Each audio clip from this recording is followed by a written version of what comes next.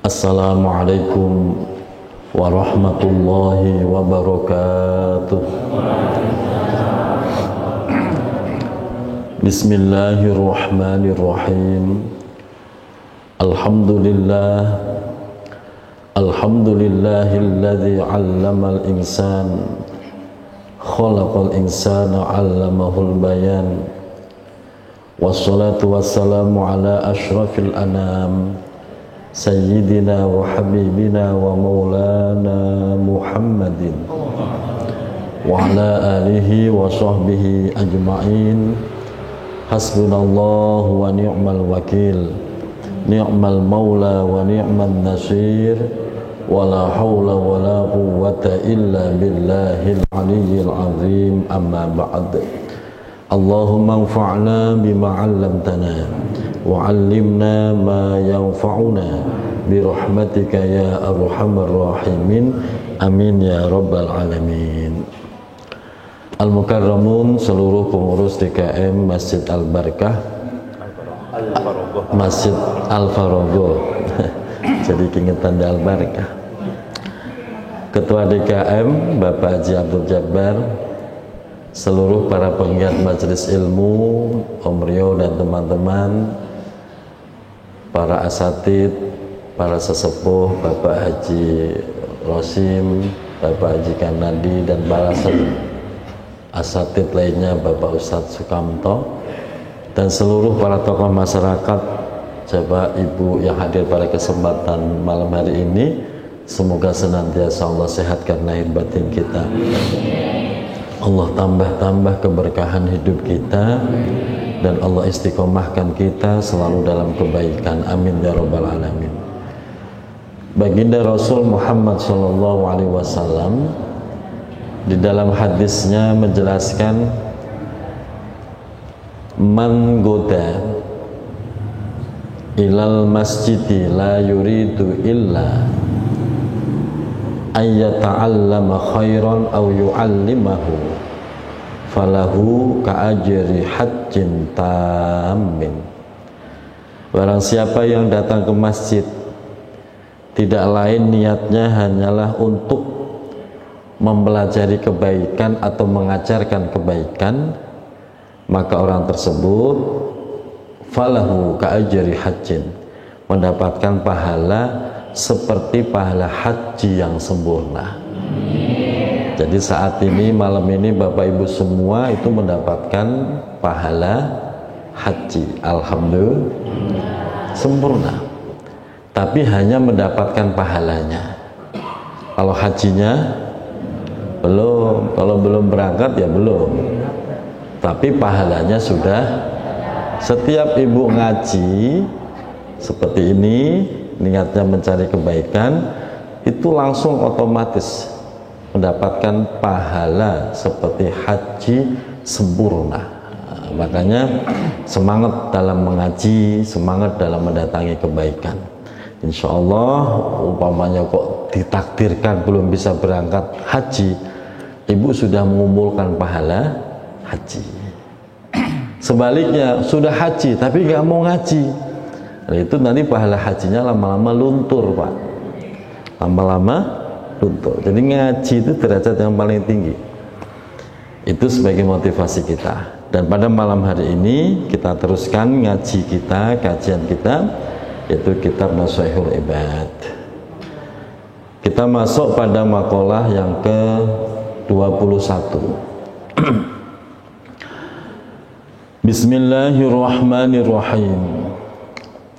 Wal maqalatul hadiyah wal ishruna an Aliyin radhiyallahu anhu, kun indallahi khairan nas wa kun indan nafsi syarran nas wa kun indan nasi rajulan minan nas.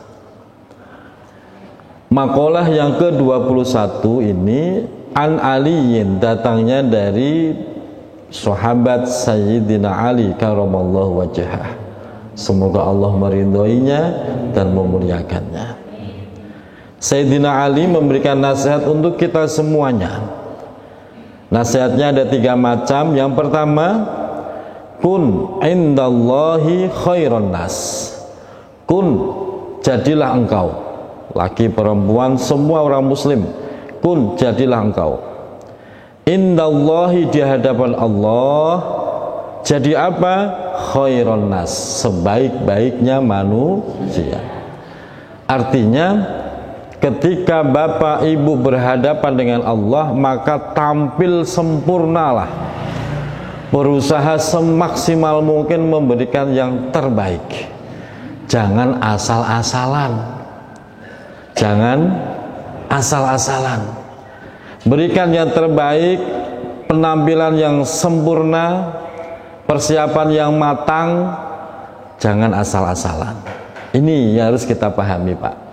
Karena seringkali kehidupan kita kalau ibadah itu suka kebalik-balik. Betul? Kalau giliran sholat pakai baju seadanya, pakai mukena seadanya. Pakai minyak wangi nggak? Kalau ingat, kalau ada.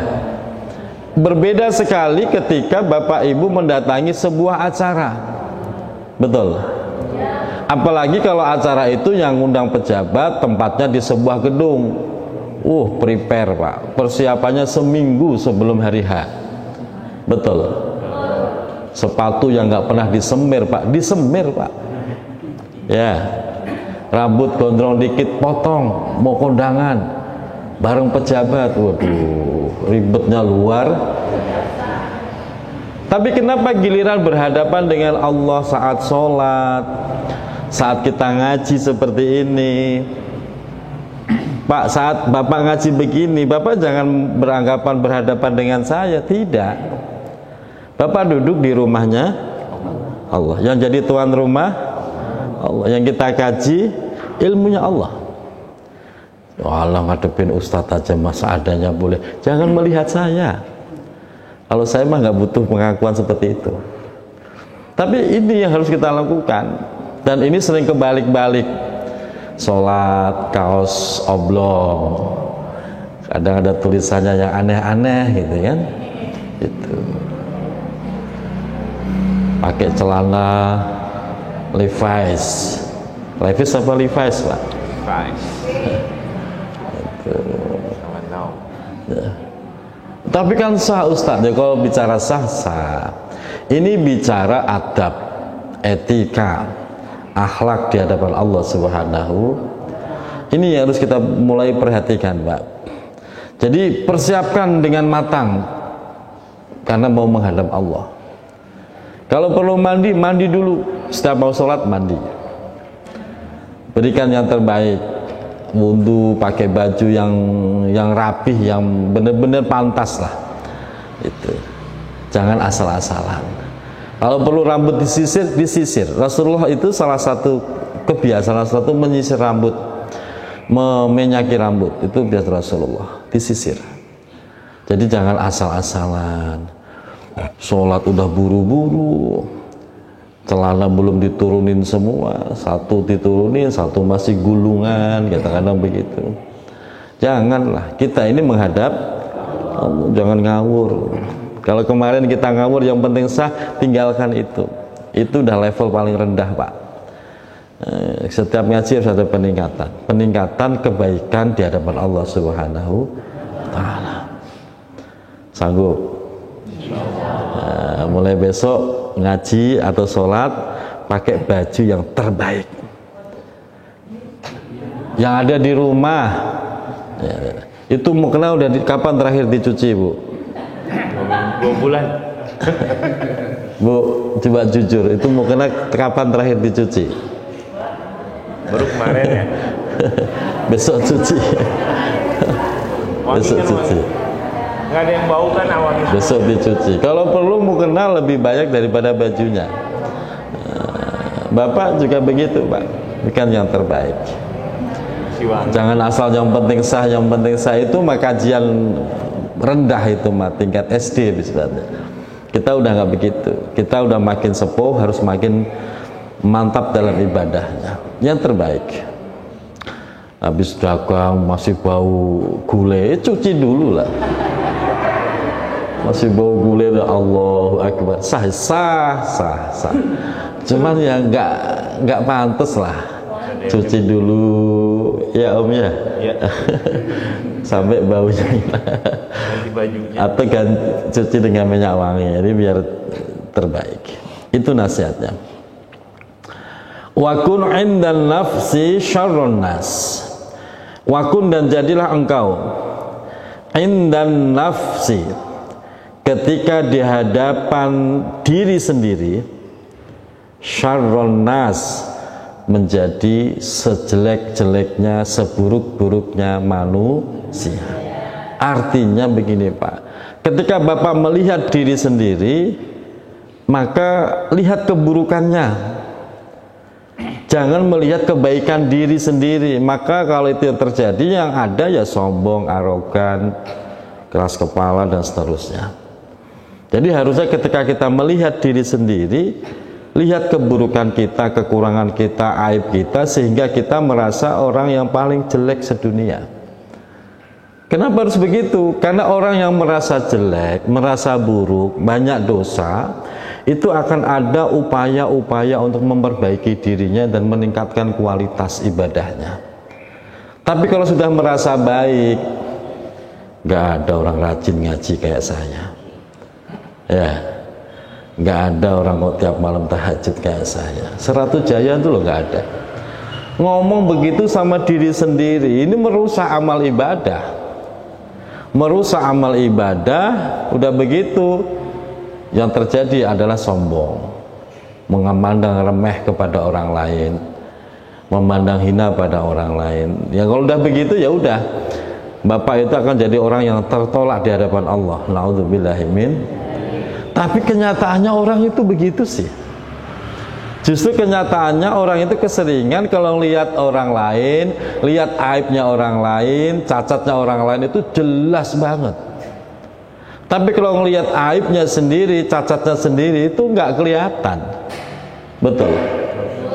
Kalau ngupas kejelekan orang lain dari pagi sampai zuhur, non-stop Pak, itu bisa. Giliran ditanya kejelekan dia, saya kayaknya nggak ada kejelekannya deh. Sempurna kayak jadi orang itu. Nah itu kebiasaan orang. Makanya di sini harusnya dibalik. Manusia yang selamat, yang beruntung, yaitu orang yang ketika memandang dirinya, dia merasa menjadi orang yang paling jelek, paling banyak dosa, paling banyak maksiat, paling bodoh, dan seterusnya lah.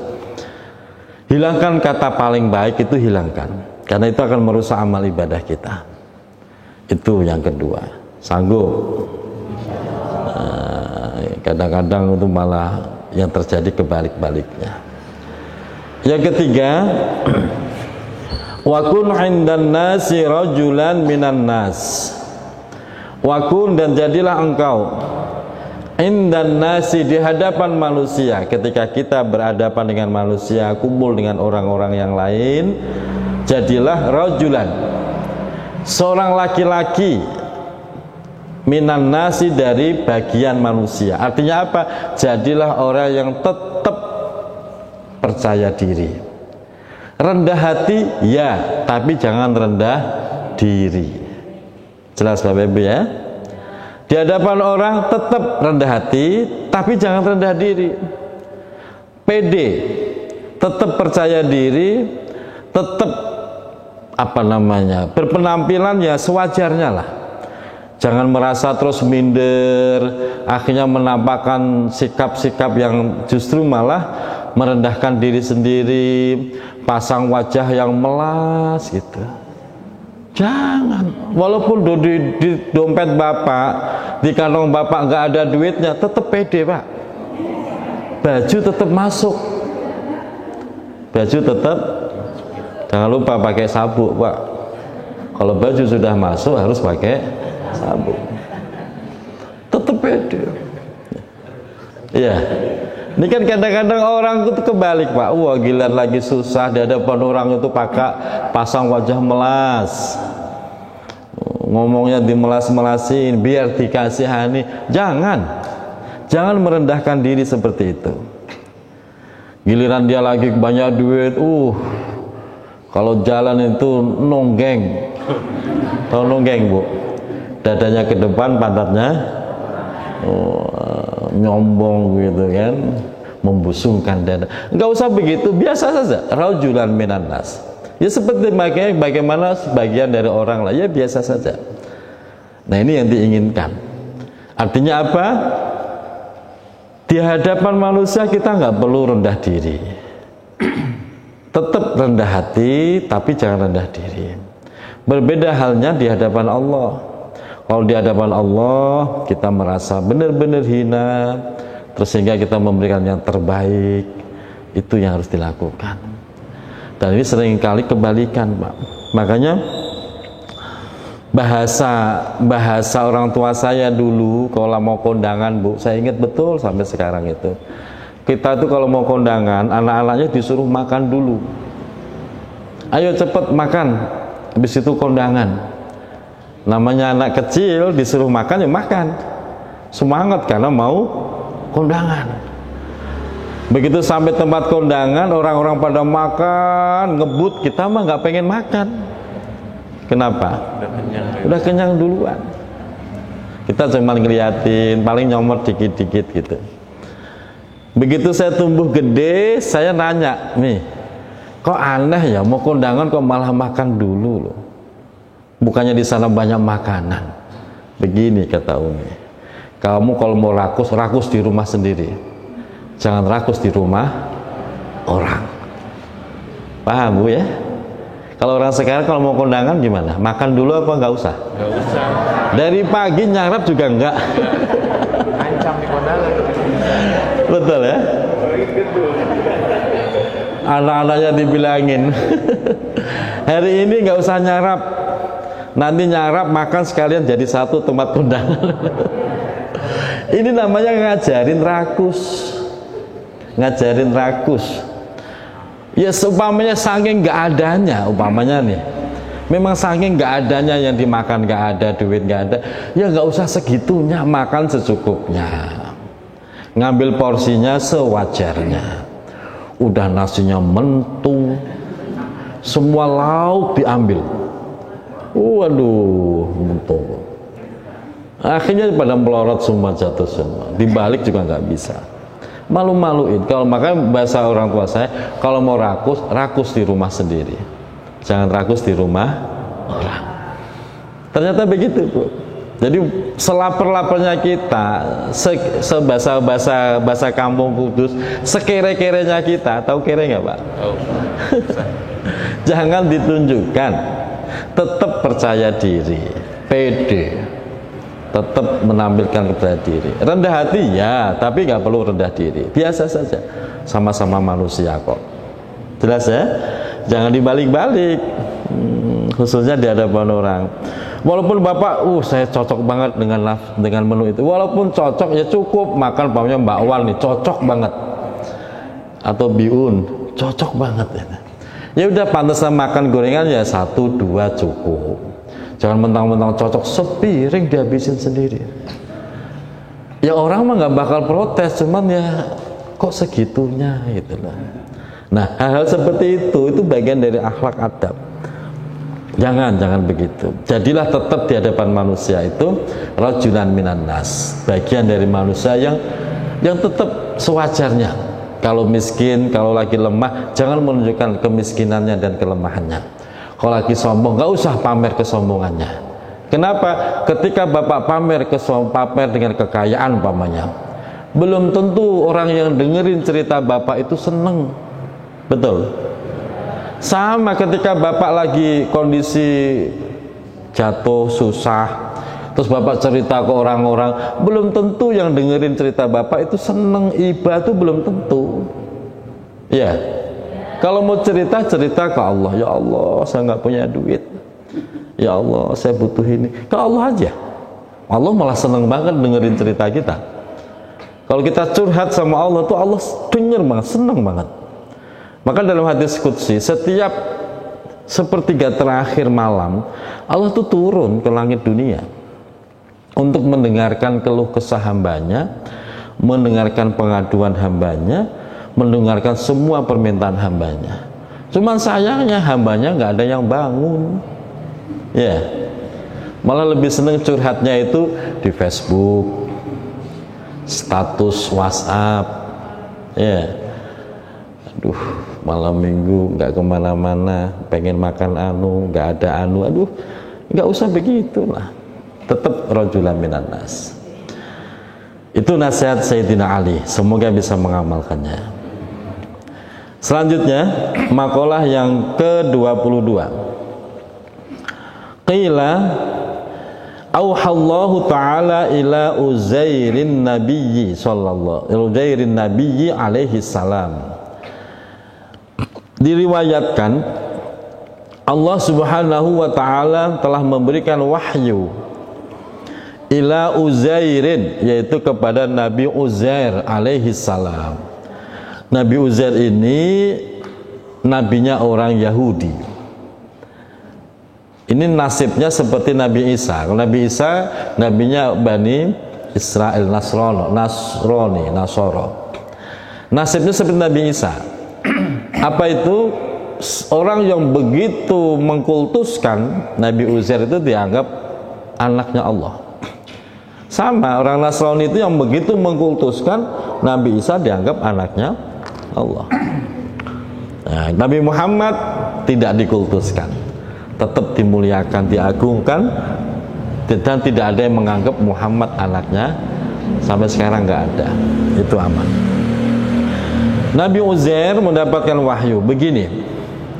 Faqala azza wa jalla, maka berfirman Allah Subhanahu wa ta'ala azza wa jalla, ya Uzairu, wahai Uzair, iza aznabta zamban saghiran, iza aznabta, jika engkau berbuat dosa, zamban saghiran, dosa kecil, fala tandur, janganlah engkau melihat, ila sigorihi, kepada kecilnya dosa. Wangzur, tapi lihatlah, ilaman aznabtalahu, ilaman, kepada seseorang, kepada zat, aznabta, yang mana engkau telah berbuat dosa, lahu, kepada zat tersebut. Bapak pernah melakukan dosa kecil? Ibu sering. Menyesal apa tidak? Ah, yang benar, Bu. Ternyata susah loh, Bu, menghadirkan penyesalan itu susah. Nggak semua orang bisa. Makanya hanya orang-orang yang mendapatkan kejernihan hati yang bisa menyesali kesalahannya. Padahal syarat diterimanya tobat itu ketika ada penyesalan. Makanya hatinya terus dibersihkan, biar bisa muncul penyesalan itu. Karena itu syarat diterimanya tobat. Nah, ketika kita melakukan dosa kecil yang kita anggap kecil tuh, jangan nyepelein, cuman dosa kecil, ntar diwundui juga hilang. Kadang-kadang begitu kan, Pak? Kan memang ada keterangan begitu, memang ada. Bapak umpamanya di jalanan lihat perempuan yang mungkin mengganggu mata Bapak, dosa nggak? Dosa apa nikmat? Dosa. Terus Bapak, dosa kecil nggak apa-apa lah, nanti diwudui juga rontok dosanya. Itu namanya nyepelein. Artinya ketika kita melakukan dosa kecil, jangan melihat kecilnya, tapi kepada siapa kita telah berbuat dosa. Pada siapa kita berbuat dosa? Allah. Nah, bagi mukmin yang punya hati yang baik, hati yang jernih, walaupun kecil, itu dia merasa menyesal sekali. Kenapa? Karena telah durhaka dan mengkhianati Allah. Allah udah begitu baiknya sama saya, begitu sayangnya sama saya, dikasih mata enak, jelas, kok malah saya buat melihat sesuatu yang dosa. Itu penyesalannya luar biasa. Tapi bagi orang, sekali lagi, bagi orang yang tidak punya hati yang bersih, ya biasa saja, selalu bantahnya begitu, ntar diwunduin juga hilang gitu. Makanya jangan. Sekarang dilatih untuk bisa menghadirkan penyesalan. Kalau tidak bisa begitu, nanti lama-lama jadi ketagihan. Dosa kecil kalau sudah ketagihan, lama-lama menjadi dosa besar. Katanya kan laki-laki itu kelemahannya kan di mata. Beda dengan perempuan. Kalau perempuan kelemahannya di mana, Bu? Ibu nggak tahu kelemahannya sendiri sih. Perempuan itu kelemahannya di kuping. Perempuan itu nggak boleh dengar apapun.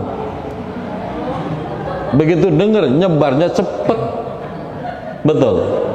Nggak pakai dipikir. Biasanya nih, kalau perempuan Ratu Jaya emang nggak salah lagi. Perempuan itu kelemahannya di kuping, Bu. Dia nggak boleh dengar apapun. Begitu dengar langsung terucap. Nggak pakai dipikir, mikir belakangan. Yang penting sampaikan dulu. Beda laki-laki. Laki-laki kalau dengar sesuatu dia olah dulu dalam otaknya. Tapi kelemahan laki-laki di mata. Itu mata susah. Tapi kalau lihat lawan jenis, nggak ada yang, nggak cuman yang muda, yang tua juga. Nggak cuman bujangan, ya duda juga. Tapi kalau duda sebelah saya, insya Allah enggak. Mana aja. Insya Allah enggak. Ini kan katanya laki nggak ada matinya. Makanya kalau kita sudah tahu kelemahan laki-laki di mata, kalau udah begitu gimana? Jaga pandangan kita. Jaga betul. Jaga betul. Sebab kenapa loh? Kalau sudah masuk ke mata, masuk ke hati, ngilanginya itu loh Pak, susah. Ngilanginya itu loh, kalau udah masuk ke hati susah. Kemarin saya kedatangan salah satu ustadz penceramah, nggak saya sebutin namanya biar nggak gibah. Dia datang ke rumah, manggil saya tuh Syekh. Syekh, tolongin apa? Kenapa sih? Duh, saya lagi galau nih. Galau. Udah bisa saya tebak, perempuan. Iya, siapa? Nah ini wali murid sendiri. Loh gitu kan. Gimana coba itu Pak? Masya Allah. Itu penyakit mata tuh begitu. Sampai galau, nggak bisa tidur. Saya santai aja, sudah matanya diplester aja saya gitu. Sembarangan ngomong. Nah kamu sembarangan ngobrol mata sampai gitu. Makanya laki-laki hati-hati betul. Khususnya usia mendekati kepala 5. Hati-hati Pak. Betul itu. Makanya ada istilah puber kedua. Saya percaya puber kedua ada itu. Mendekati usia 5 hati-hati. Umurnya berapa? Hati-hati. Hati-hati Pak. Betul itu, kasus begitu sering terjadi. Nah, makanya jangan suka ngeremehin dosa kecil. Itu awalnya kan ngeremehin dosa kecil. Ah, nggak apa-apa lah, lihat sesekali. Besok begitu lagi, sesekali. Ya lama-lama ketagihan itu mata. Nah kalau udah ketagihan masuk ke hati, udah masuk hati, udah Bapak akan mengalami keguncangan jiwa. Jiwanya nggak tenang, pikiran nggak tenang, hatinya nggak tenang. Ke rumah, tolong bikinin air. Saya bilang, begini mah nggak bisa dirukyah, nggak bisa bikinin air. Terus diapain? Ya diplester aja, saya bilang gitu. Karena itu nafsu. Nah kan hati-hati betul. Yang kedua, wa idza asabaka khairun fala tanzur ila singorihi. Wa idza asabaka, dan jika telah sampai kepadamu khairun, kebaikan, yasiron, yang sedikit, fala tanzur, maka janganlah engkau melihat ila sigorihi, pada kecilnya kebaikan itu. Ah, cuman segini. Jangan ngomong begitu Pak. Jadi apapun rezeki yang kita terima, walaupun kelihatannya kecil, tetap belajar ngucapin alhamdulillah. Jangan ngomong Cuma udah gitu udah nggak enak tuh Pak. Cuma segini, nggak boleh itu, nggak boleh. Wangdur, tapi lihatlah ila man rozakoka, terhadap zat rozakoka yang telah memberikan rezeki kepadamu. Siapa yang ngasih rezeki? Allah. Jangan lihat sedikitnya rezeki, tapi lihat siapa yang ngasih rezeki. Allah. Allah yang maha kaya, Allah yang maha kasih sayang. Saat ini Bapak terima sedikit, tapi sebelumnya kan udah dapat banyak. Nikmat Allah itu nggak bakal bisa kita hitung. Yang ada di dalam diri kita saja, dari ujung rambut ujung kaki, nggak bakal bisa ngitung Pak. Saya kemarin kedatangan artis. Sudah tahu belum Pak? Itu dalam rangka berobat, konsultasi sekaligus minta disyariatin. Dia udah kemana-mana Pak, dokter terbaik di Indonesia, dokter kepresidenan, dia datangin. Udah habis banyak, udah ke luar negeri, Singapura, Malaysia, sudah nggak selesai. Ya itu tadi, kalau sudah dicabut nikmat Allah, baru terasa ternyata sehat itu mahal. Selama ini dianggapnya biasa saja, bahkan lupa untuk bersyukur. Bahkan kadang-kadang menganggap itu bukan nikmat, itu bukan rezeki. Rezeki itu ya duit. Nah, ini orang sering ngomong begitu. Rezeki itu tidak hanya duit.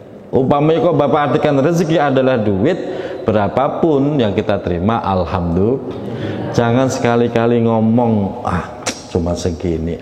Apalagi sampai nyumpahin diri sendiri, jangan. Ya, cuman begini, mending gak usah. Pernah ngomong begitu? Itu namanya nyumpahin diri sendiri. Contoh, umpamanya pagi-pagi Bapak nih ya, dibikinin sarapan sama istrinya nggak cocok. Terus Bapak ngomong, ya sarapan begini lagi, mending gak usah makan. Itu namanya nyumpahin diri.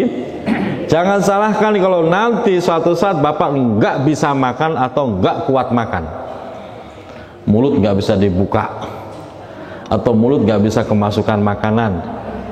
Kenapa? Karena termakan sumpahnya sendiri. Ibu juga begitu, dikasih uang belanja suami, umpamanya sedikit, jangan ngomong begini, ya segini mana cukup, mending nggak usah. Nah, itu namanya nyumpahin diri sendiri. Coba kalau ibu bisa, alhamdulillah, abang baik deh, ditambahin nggak kira-kira? Jadi kalau seandainya nggak ditambahin sama suami, Allah pasti nambahin. Kenapa? Karena kita sudah bersyukur. Siapa yang bersyukur pasti Nah, kita keburu nafsu sih, udah marah duluan, ngomel duluan, gerutu duluan. Nah itu yang kita latih. Maka ngaji itu melatih hati biar tambah baik. Dan terakhir, wa idza asobaka baliyatun fala tashkuni ila khalqi. Jika engkau tertimpa oleh musibah, fala tashkuni ila khalqi, janganlah kau mengadukan aku, kata Allah, ila khalqi, kepada hambaku. Jangan. Kamala ashkuka, sebagaimana aku tidak pernah mengadukan engkau, ila malaikati, kepada malaikatku, idza su'idta ilayya masawiyakan. Ketika Bapak melakukan kemaksiatan, Bapak merugikan Allah, Bapak menjelek-jelekan Allah, Allah nggak pernah ngadu kepada malaikatnya. Maka ketika kita mendapatkan musibah, jangan mengadukan Allah kepada makhluknya. Artinya apa? Udah jangan curhat mulu. Apalagi tertimpa musibah, jangan sampai ngomong ke orang kalau nggak penting banget. Ini enggak, cuman kehilangan, cuman keserempet jatuh dari motor, keserempet doang, cuman lecet doang. Se-RW Pak tahu semua, se-RW tahu semua. Setiap orang diceritain. Jangan begitulah. Itu namanya bapak mengadukan Allah kepada hambanya, seakan-akan Allah nggak sayang, seakan-akan Allah itu jelek, jahat. Jangan. Kalau lagi kena musibah, inna lillahi wa inna ilaihi. Kalau orang itu kelihatannya nggak penting, nggak usah kasih tahu, simpen aja. Cukup diri kita dengan Allah yang tahu. Begitu seharusnya. Tapi sebaliknya, kalau bapak ibu dapat nikmat, sebarluaskan informasi itu. Wa amma bi ni'mati rabbika fahaddits. Kalau dapat nikmat, sebarluaskan, ceritakan yang banyak. Tapi jangan cerita doang, bagi itu orang. Jangan ngomong, oh alhamdulillah dapat warisan 2M, alhamdulillah, ngomong terus. Ditraktir kagak. Maksudnya menceritakan itu berbagi kebahagiaan. Sini bakso, sini ngopi, sini saya bayarin, alhamdulillah saya dapat warisan 2M, namanya begitu. Begitu Pak, ceritakan. Tapi kalau musibah, simpen. Jangan mengadu kepada orang-orang secara umum, jangan. Itu sama juga mengadukan Allah, menjelek-jelekan Allah. Kecuali pada orang yang kita anggap penting, bisa memberikan solusi, pencerahan, dan lain sebagainya, silahkan. Tapi kalau orang itu kita anggap nggak penting, nggak bisa solusi, nggak usah ceritain. Ini namanya kita dianggap mengadu atau menjelek-jelekan Allah di hadapan makhluknya. Itu akhlak yang sangat tercela. Paham Bu? Jadi kalau ada apa-apa, tenang aja, tenang. Tetap waktunya mesem. Teman-teman udah selesai mesem, ibu baru mesem. Waktunya ketawa ya udah ketawa bareng. Jangan terlambat ketawanya. Hanya bebannya berat, teman-teman udah selesai ketawa, ibu baru ketawa belakangan, malah mencurigakan. Waras apa enggak? Ya karena beban pikiran tadi. Ibu kalau pengen curhatlah ke Allah ya, curhat ke Allah. Di mana? Sepertiga terakhir tiap malam Bu. Tiap malam Allah menyatakan diri standby tiap malam. Tinggal manusianya mau nggak bangun di sepertiga terakhir. Tinggal begitu doang, Bu. Masalahnya berat, nggak ada yang lebih berat masalah itu. Yang bikin berat adalah ketika kita tidak pernah mau bicara, komunikasi dengan Allah. Kalau kita mau komunikasi dengan Allah di sepertiga terakhir, beres itu urusan Pak. Setiap orang pasti punya masalahnya, membawa ujiannya masing-masing, betul? Nggak ada orang kok terbebas dari masalah, semuanya. Nah, cuman gaya mencari solusinya yang beda-beda. Orang yang punya keimanan bagus, dia tetap tenang. Terus ngadunya nanti di sepertiga malam. Dia bangun, dia nangis di situ. Pagi hari udah fresh lagi. Orang nggak pernah tahu kalau dia lagi ada masalah. Pokoknya taunya ya enak aja. Dan jangan pernah seneng. Jangan pernah seneng cerita ke orang-orang. Dan ibu kalau diceritain kesedihan orang, jangan malah dikompor-komporin, jangan. Stop. Udahlah gitu mah enteng, nanti malam bangun tahajud beres, begitu aja. Jangan malah dilebeh-lebehin gitu, jangan. Merusak iman itu nanti. Begitu. Itu akhlak kita kepada Allah Subhanahu wa taala. Demikian, semoga bermanfaat. Assalamualaikum warahmatullahi wabarakatuh.